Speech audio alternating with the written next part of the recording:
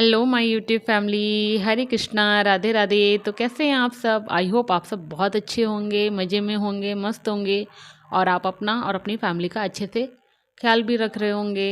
Welcome back to the blissful life Indian blogger channel. तो यहाँ सबका खाना पीना हो चुका है, मैंने भी खाना खा लिया है और अब मैं यहाँ आ गई हूँ किचन के बाकी काम करने, यानी कि किचन की क्लीनिंग करने।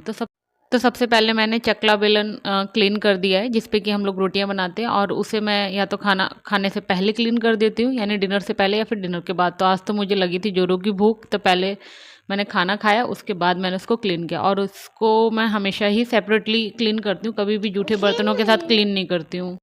तो मैंने यहाँ अपना कुक टॉप भी क्लीन कर लिया है। कुक टॉप के बाद अब मैं काउंटर टॉप को क्लीन कर रही हूँ।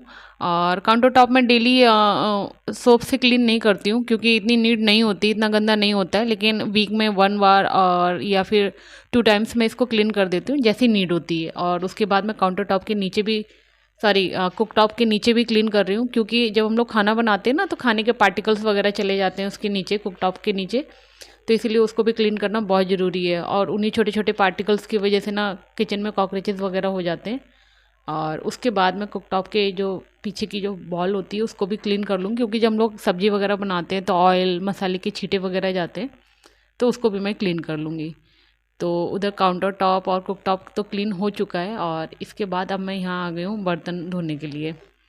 और मेरी ये हमेशा से आदत है कि मैं जो भी डिनर के बर्तन होते हैं उनको रात में ही वॉश कर देती हूँ। जो दिन के बर्तन होते हैं लंच वगैरह के, शायद मैं उनको तुरंत क्लीन ना करूँ थोड़ी देर से, लेकिन मैं डिनर के तुरंत बर्तन क्लीन कर लेती हूँ। और कर भी लेने चाहिए। ऐसा कहा भी जाता है कि ना ज़्यादा देर तक घर में जूठे बर्तन नहीं छोड़ने चाहिए।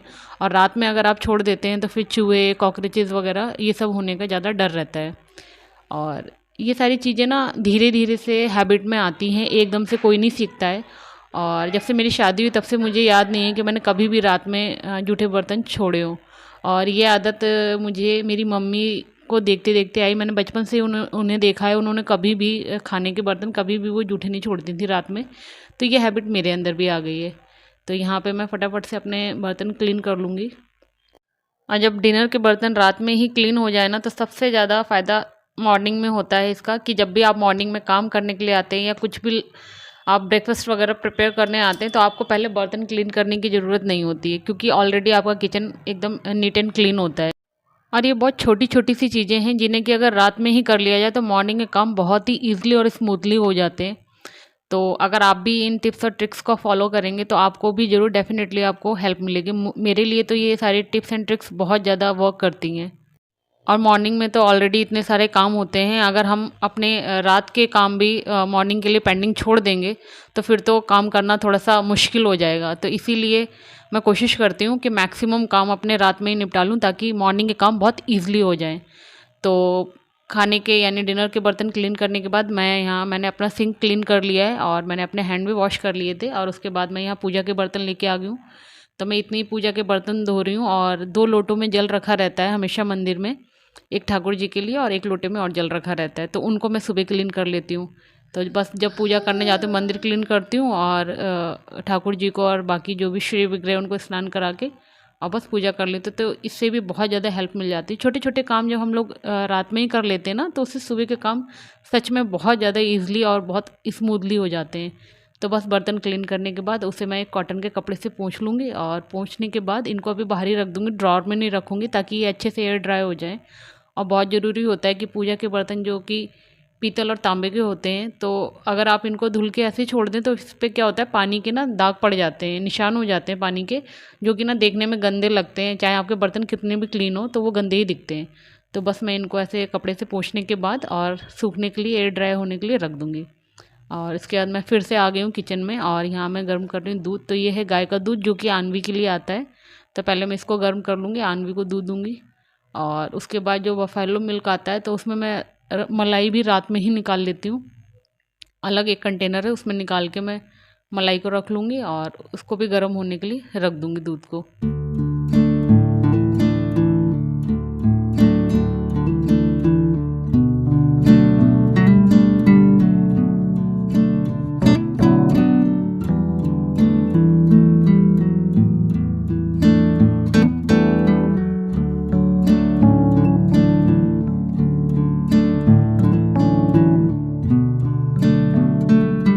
तो जब तक यहाँ पे दूध गर्म हो रहे हैं तब तक मैं यहाँ और बाकी काम कर लेती हूँ। और यहाँ मैं मलाई चेक कर रही थी कि कितनी हो गई है।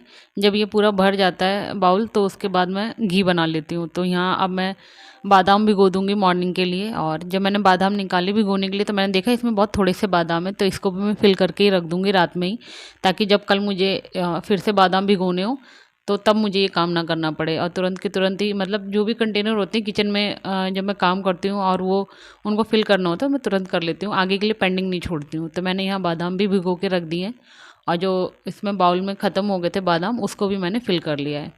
और अब मैं जो भी ड्राई फ्रूट्स होते हैं उनको मैं फ्रिज में ही रखती हूँ, क्योंकि ना ड्राई फ्रूट्स अगर आप बाहर रखते हैं तो बहुत जल्दी से वो ख़राब हो जाते हैं, तो इसीलिए मैं इनको फ्रिज में रखती हूँ। अब मैं कंटेनर और जो मलाई वाला बाउल है इसको मैं फ्रिज में रख दूँगी।